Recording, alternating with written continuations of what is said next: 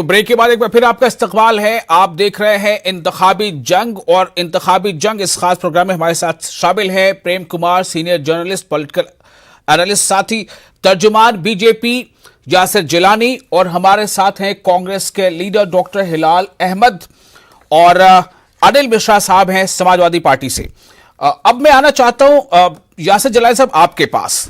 जिस तरह से यासिर जिलानी साहब आप इस बात को लेकर उम्मीद जता रहे हैं कि जो लाभार्थी वर्ग है उसका हमें भरपूर फायदा मिलेगा, उतनी ही उम्मीद समाजवादी पार्टी को या कांग्रेस को भी है कि हमें पेंशन स्कीम के जो हमारे वादे हैं उसका हमें फायदा मिलेगा। हमें लगता है कि यासिर जिलानी साहब हमसे अभी थोड़ी देर में जुड़ेंगे। प्रेम कुमार साहब, मैं आपके पास फिर से सवाल को लेकर आ रहा हूं।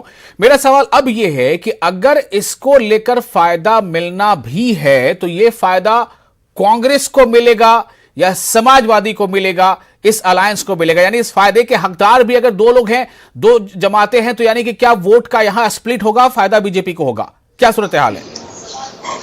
देखिए वैशाल जी, ये कोई ऐसी घटना नहीं है कि अचानक हो गई और फायदा मिल जाएगा। दरअसल ओपीएस को लेकर के जो संघर्ष कर रहे कर्मचारी थे, जिन्होंने रैलियां की जी, उस रैली को या संघर्ष करने वालों को इंटरटेन किसने किया, कौन उनके बीच गया? तो वो निश्चित रूप से अखिलेश यादव गए, कांग्रेस के कोई नेता नहीं गए। तो कांग्रेस अगर एक्सपेक्ट करेगी कि हम राजस्थान में हमने कर दिया तो यहाँ के लोग हमें वोट दे दे, नहीं। कि आप उम्मीद जगाते हैं तो उम्मीद जगाने के लिए आपको संघर्ष में भी जाना पड़ता है, उनके साथ जुड़ना भी पड़ता है। इस काम में जो आगे रहेगा उसको मिलेगा। और मैं देख पा रहा हूं कि अखिलेश यादव जी के साथ में उनका संबंध रहा, उनकी रैली में भी गए और उनके साथ रैलियां भी की, उनसे मुलाकात भी की। तो वो सीधे और मैं देख रहा हूं सोशल मीडिया पर उनके कमेंट्स, उनके ग्रुप की बातें, उनके नेता मेरे साथ भी कई बार बातचीत में रहे हैं और उन्होंने साफ तौर पर कहा है कि हमारा समर्थन समाजवादी पार्टी को है। तो वो खुले तौर पर है, ये छुपा करके नहीं है। तो ये मैं मानता हूं कि ओपीएस वाला जो मामला है ये निश्चित रूप से समाजवादी पार्टी को फायदा कर रहा है, कांग्रेस को फायदा नहीं कर रहा है। आपके सवाल का ये जवाब। एक और सवाल इससे जुड़ा, फिर यासिर जिलानी साहब जाते हैं। प्रेम कुमार जी, आपसे सवाल मेरा इसलिए करना है कि आप एक पॉलिटिकल एनालिस्ट हैं, तो मुझे यह बताएं कि क्या ओपीएस एक ऐसा मुद्दा है जो समाजी क्लासिफिकेशन को, वर्गीकरण को बिल्कुल वो ताक पर रख देता है और इस मुद्दे के इर्द लोग जमा हो जाते हैं, चाहे वो ब्राह्मण हो, चाहे वो यादव हो, चाहे वो मुसलमान हो, चाहे वो कुर्मी, चाहे कोई भी हो? देखिए कई मुद्दे ऐसे हैं विशाल जी। सिर्फ चूंकि कर्मचारी एक ऐसा वर्ग है जिसमें जाति धर्म सब लोग शामिल हैं। जब हम किसान बोलते हैं तब भी ऐसा होता है। जब हम महंगाई से पीड़ित किसी को बोलते हैं तो वो वर्ग भी वैसा ही है। जब बेरोजगार बोलते हैं तो वो वर्ग भी वैसा ही है। और जब लाभार्थी बोलते हैं तब वो वर्ग भी वैसा ही है। आहत वर्ग बोलते हैं तब वो वर्ग भी वैसा ही है। तो इस बार का चुनाव जो है जाति और का जो समीकरण है उसको तोड़ता हुआ मुद्दों के आधार पर ये भारी पड़ेगा और सिर्फ जातिगत आधार पर ये निर्णय नहीं आने वाला है। ये मुद्दे हैं, वर्ग आधारित मुद्दे हैं जो जातिगत जो समीकरण है उसको तोड़ते हुए एक स्थापना देगा, एक मत देगा। लेकिन एक सवाल, छोटा सा और जवाब चाहूंगा कि अखिलेश यादव ने खास तौर से तीसरे चरण से ही उन्होंने घुमा फिराकर आरक्षण के मुद्दे को सामने लाना शुरू कर दिया अपनी रैली में। ये क्यों है और क्या इसके वजह कर वो मतलब फिर से कहीं वो बात तो नहीं आ रही है कि प्राइवेटाइजेशन हो रहा है तो रिजर्वेशन खत्म होता चला जा रहा है, तो फिर क्या वो मंडल कमंडल वाली कोई हालात नहीं बनते जा रहे हैं या कोशिश नहीं है वैसी? विशाल जी देखिए, ये मुद्दा वास्तव में ओम प्रकाश राजभर जी का मुद्दा है, जो जिसकी जितनी हिस्सेदारी सत्ता में भागीदारी, इस तरह से उन्होंने कुछ नारा दिया है, जिसकी जितनी आबादी उतनी उनकी हिस्सेदारी आरक्षण के मामले में उनका ये नारा है। चूंकि गठबंधन में है तो वो इसलिए इसको बोल रहे हैं। लेकिन अगर बहुत ज्यादा आरक्षण पर जोर देंगे तो ओबीसी वर्ग में जो अलग किस्म से एक आवाज उठ रही है कि वो जिसको कि ओम प्रकाश राजभर जी आगे बढ़ा रहे हैं, तो वो फिर बैकफायर भी हो सकता है समाजवादी पार्टी को, ये भी है। लेकिन अभी ये एक मुद्दे पर एकजुट है, जैसे जातीय जनगणना, इस पर सब एकमत है और इस आधार पर परसेंटेज के हिसाब से आरक्षण हो, इस मुद्दे को अब ये सुषुप्तावस्था में ये बहुत बड़ा मुद्दा बना नहीं है। इसलिए इस चुनाव में तो हमें नहीं लगता कि ये मुद्दा कोई कारगर होने वाला है। चलिए यासिर जलानी साहब, मैं आपके पास आ रहा हूं। मैंने सवाल आपको किया था लेकिन आप जुड़ नहीं पाए थे उस वक्त। सवाल मेरा यह था कि जितना आप भरोसा लाभार्थी वर्ग पर कर रहे हैं, काश ऐसा हो, आपकी उम्मीद पूरी हो, लेकिन उतना ही भरोसा जो हिज़्ब मुखालिफ है वो इस बात पर कर रहा है कि ओल्ड पेंशन स्कीम हम लागू करने जा रहे हैं और उसका फायदा हमें अक्रॉस कास्टिज्म मिलने जा रहा है। इसका काउंटर क्या है?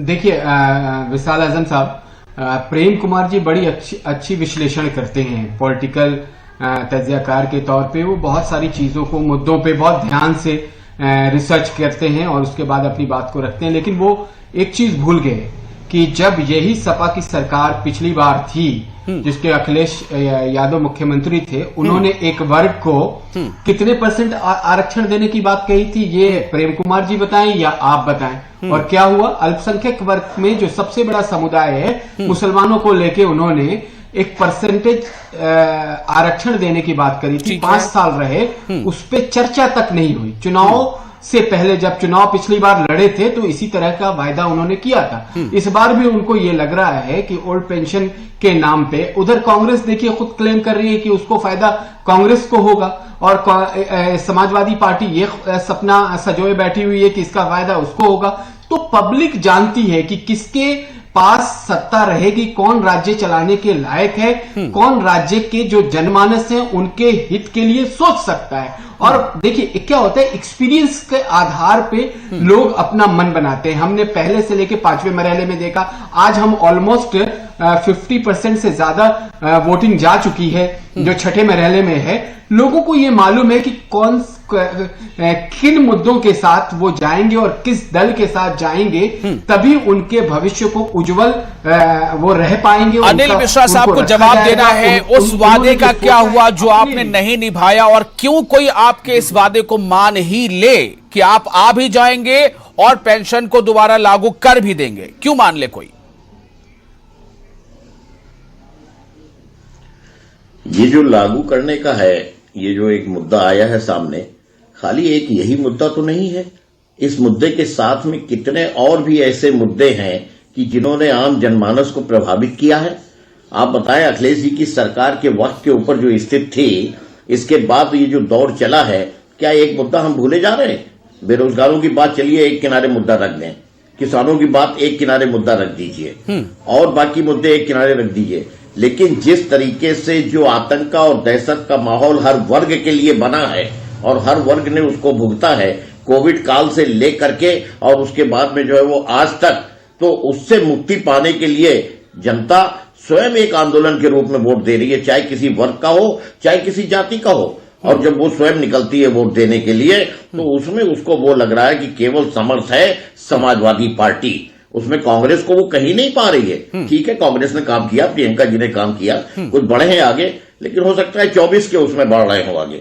आज की स्थिति में वो चाह रही है कि इससे अन्यायपूर्ण शासन से हमको मुक्ति मिले, हम भी खुली हवा में सांस लें। ये ठोकों से लेकर के और बुलडोजर तक जो चल रहा है जहनों में और जो चलाया जा रहा है, उससे मुक्ति पाने के लिए समाजवादी पार्टी को वो मदद करना चाह रही है। और उसी स्थिति में साफ तौर पे न कांग्रेस कहीं पे आ रही है, न बीएसपी कहीं पे आ रही है।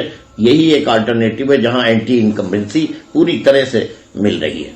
2-3 चीजें हैं। यासिर जलानी साहब, आप अपना छोटा रिएक्शन दे दीजिए। यस, फिर मैं जाता हूं हिलाल साहब के पास। यासिर जलानी साहब बोलिए, आप कुछ कहना चाह रहे थे? जी।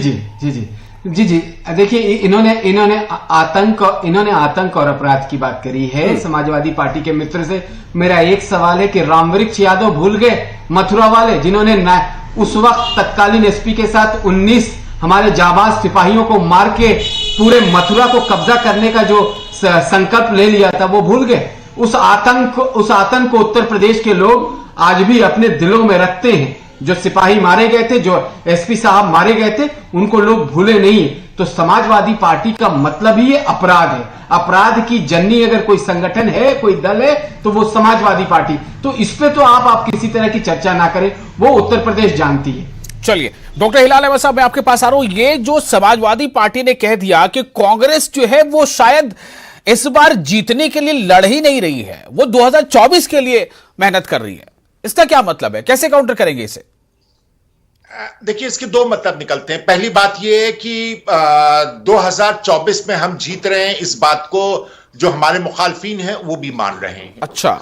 और 2024 के बारे में जो भी इन्होंने पेशंगोई की है, वो जाहिर सी बात है हमारे 2022 की जो काम है उसको देख करके क्या होगा, या जो भी करेगा। आपके यहाँ जो एनालिस्ट बैठे वो भी यही होता है कि आप जो है उसको एक्सट्रापोलेट करते हैं कि अगर आज ये कर रहे हैं तो कल इनका इस तरह से होगा। तो ये अपने आप में बहुत साफ दिखाता है कि हम 2022 में पूरी तरह से पूरी ताकत से लड़ रहे हैं, और 2024 में भी हम जो है वो यहां से सबसे मजबूत एक सियासी दल बन करके निकलेंगे। और भारतीय जनता पार्टी को बेशक आपकी सूबे से और उसके बाद में फिर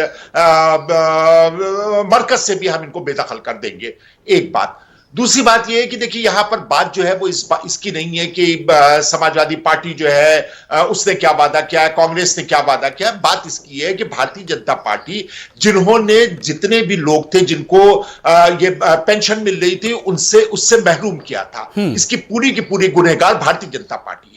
और भारतीय जनता पार्टी जो है वो उन्होंने एक बार भी नहीं कहा कि वो जो है अगर आते इख्तिदार में तो वो पेंशन को बहाल करेंगे। तो ये बात अपने आप में जितने भी वो लोग जो कि नौकरी पेशा है, जो कि सरकारी नौकरियां कर रहे हैं या जो रिटायर होने के करीब है, उनको इन्होंने बहुत अच्छी तरह से वाजे कर दिया है कि पेंशन उनको अगर कोई दे सकता है तो कांग्रेस हुकूमत दे सकती है, और कांग्रेस हुकूमत ने करके भी दिखाया है राजस्थान में।